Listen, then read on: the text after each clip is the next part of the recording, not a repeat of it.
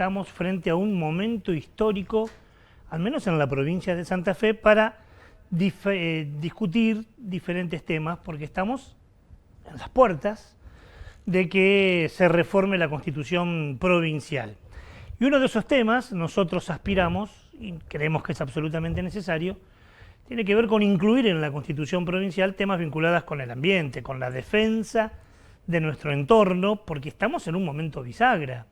Los científicos hablan de que estamos cerca de una extinción masiva, que el ambiente no da para más, que la crisis climática, que el modelo productivo. Bueno, es una realidad. Le guste a quien le guste y no le guste a quien no le guste, es una realidad que es uno de los temas que, como seres humanos, debiera convocarnos. Y es una buena oportunidad para al menos discutir el paradigma que vivimos. Y el paradigma de hoy es todo puede hacerse, todo vale, todo desarrollo es ilimitado, no importa a quién moleste alrededor, no importa lo que se destruya, tenemos que vivir mejor y en realidad cada vez vivimos peor. Cada vez tenemos más pobres, cada vez hay gente que no tiene trabajo, pero en base a ese paradigma pareciera que todo está permitido. Frente a esto aparece una nueva mirada. Esa nueva mirada tiene que ver, en algunos puntos del planeta ya se ha discutido, con los derechos de la naturaleza. Lo hablamos, ¿se acuerda? Hace pocas semanas aquí en este programa. ¿Consideramos a la naturaleza como un objeto o como un sujeto? Si es un sujeto, tiene derechos. Y por lo tanto, si tiene derechos, debiera estar reglamentado, normativizado en algún lugar, y la Constitución puede, debe ser uno de esos lugares. Hablar de nuestros pueblos originarios, hablar del buen vivir. Bueno, se nos abre un montón de posibilidades. La pregunta hoy es, ¿será posible incluir al menos algunos de estos temas en la nueva Constitución provincial? Y para hablar de estos temas y hacer estas preguntas, hoy nos visitan Gretel Falkenmayer y Macarena Blanc. Ambas son abogadas, pertenecen a la Asociación Civil Capibara y también al proyecto de investigación MEULEM. Gretel, Macarena, ¿cómo les va? Buenas noches, gracias por venir. Hola, buenas noches, muchas gracias por la invitación. Bueno, ahí ustedes escuchaban un poco el informe. Vamos a empezar por lo más general, si les parece. Se llama una reforma de la Constitución que es parcial. No se va a reformar toda la Constitución, ¿no? Sino algunos tramos de ella, ¿es así? Exactamente, es así.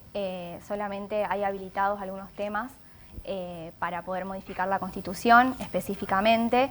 Y bueno, nosotros en conjunto con otras organizaciones socioambientales nos reunimos para generar un documento común, para ver si existe la posibilidad de que se incluya una cláusula constitucional ambiental ecocéntrica, bueno, justamente en el marco esto de la reforma constitucional de la provincia de Santa Fe. Y como es parcial, el Poder Ejecutivo envió un proyecto donde incluyó qué temas abordar. ¿Estos temas están presentes? Sí. Hay temas ambientales que están presentes, que pueden ser reformados. Actualmente la Constitución Provincial tiene un artículo que, si mal no recuerdo, es el artículo 15 de la Constitución de la Provincia de Santa Fe, que no es un tema habilitado a reformar, pero sí hay otros que podrían ser incorporados. Ustedes hablaban recién, Gretel, de aportar a una constitución ecosocial. Vamos a bajarlo para el señor, la señora, el pibe que está viendo el programa ahora. ¿A qué se refieren cuando hablan de esto? Bueno, en Latinoamérica hay desde hace bastante tiempo un desarrollo de lo que se conoce como el Pacto Ecosocial de América Latina. Actualmente nosotros consideramos, junto con el movimiento ambientalista en general, que el desarrollo económico y el desarrollo social tienen que tener sí o sí una pata ambiental para poder ser considerado realmente progreso para todos y para todas, y no solamente para un sector como ha sido históricamente. Bien, y cuando hablan de eso, yo leía el documento, aparecen algunos términos como derechos de la naturaleza, algo que acá puede parecer nuevo, pero ya tiene algunas experiencias en otros lugares, ¿no? Sí, así es.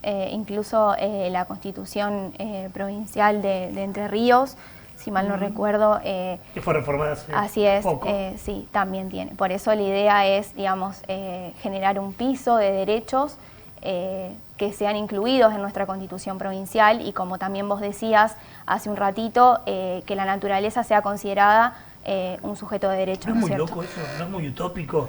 ¿Cómo vamos a considerar a la naturaleza como un sujeto? Esperemos que no se considere de esa manera. No, no hay Esperemos. nada más loco, me parece a mí, que pensar en que un ente abstracto como una sociedad anónima tenga derechos. ¿Por qué no podría tener bien. derechos algo que nos rodea y que nos da la vida como es la naturaleza? ¿Hay en otros países de Latinoamérica donde esto ya se ha incluido, por ejemplo, constituciones o leyes? Sí, por ejemplo, en la Constitución de Ecuador y en la Constitución de Bolivia, que no han sido muy lejanas en el tiempo, se han recogido estas visiones que han tenido históricamente los pueblos andinos y que se han logrado reivindicar legalmente, lo cual es muy importante.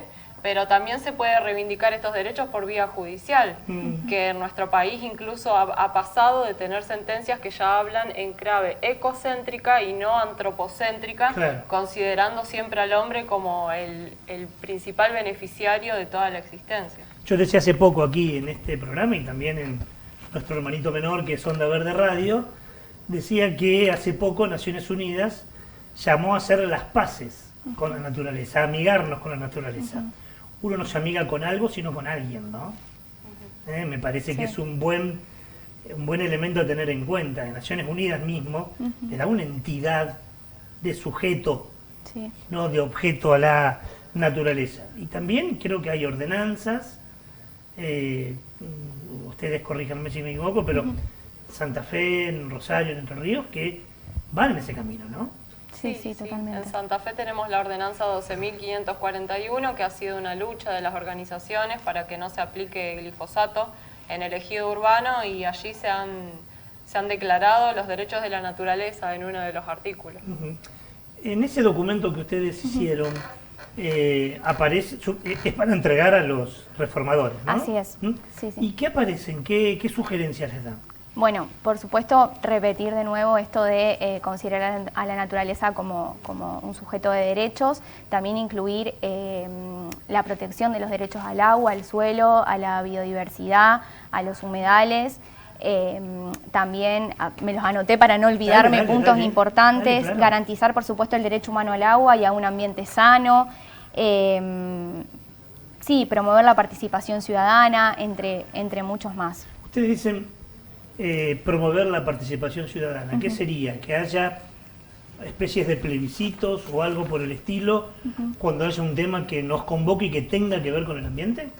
Así es. Sí, creo que apuntamos más que nada a que Argentina haga el honor al Acuerdo de Escazú que hemos ratificado, que implementa los 3 derechos de acceso a la información, a la participación y acceso a la justicia, y que cuando se tome una decisión que puede afectar a las personas, realmente se identifica a los grupos vulnerables, a los grupos que van a estar afectados, y se les dé una participación temprana, oportuna, y no solamente en la instancia previa a tomar una decisión, sino también en el control y en el monitoreo. Pensamos en audiencias públicas también, además de claro. plebiscitos. Una instancia activa, a eso, digamos, hacemos referencia. De hecho, hay un fallo de la Corte, o algunos fallos de la Corte, que habla del indubio pro natura. Claro. Que mejor que 2 abogadas que expliquen de qué se trata eso.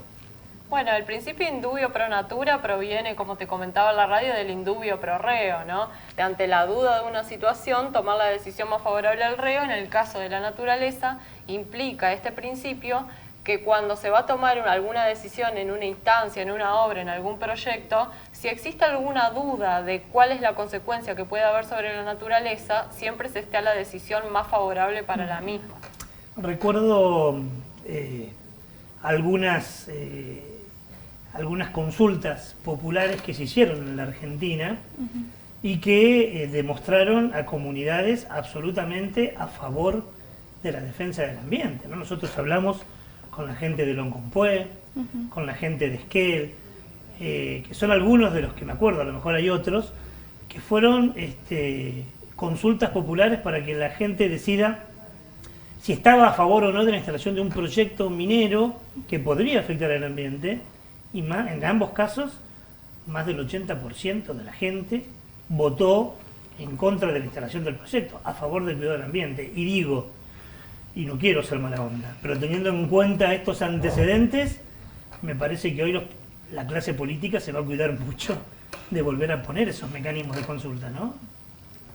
Y bueno, pero la idea también nuestra es entregarle un documento, también, por supuesto, porque lo hicimos, por supuesto que combinando diferentes saberes, no solamente científicos de la profesión, sino también populares, ancestrales, porque como mencionaba hace un rato, este documento lo elaboramos diferentes organizaciones socioambientales que venimos de diferentes sectores, con muchísimo conocimiento desde diferentes puntos de vista, entonces me parece que el Poder Ejecutivo debería tomarlo y ponerlo en práctica.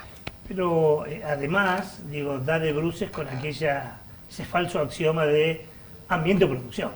Claro. Nadie está diciendo que no haya producción, no somos talibanes en contra del confort, sino de cómo se concilia esto, ¿no?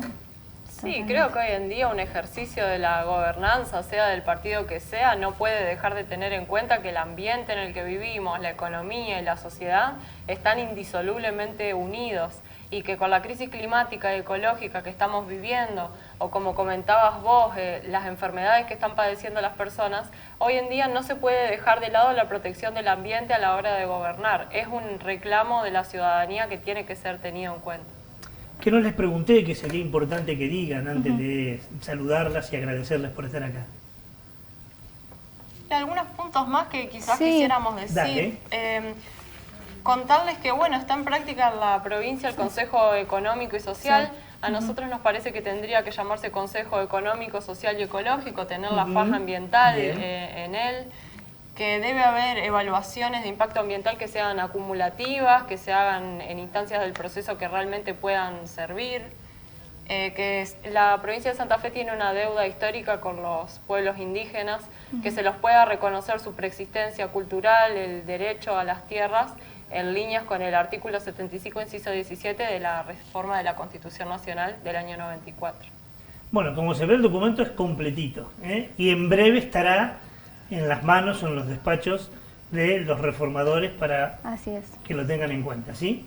Así es. Vamos a seguir con este tema, vamos a hacer la cobertura también de la reforma, a ver si está presente y seguramente volveremos a charlar. Por venir hoy, gracias de verdad.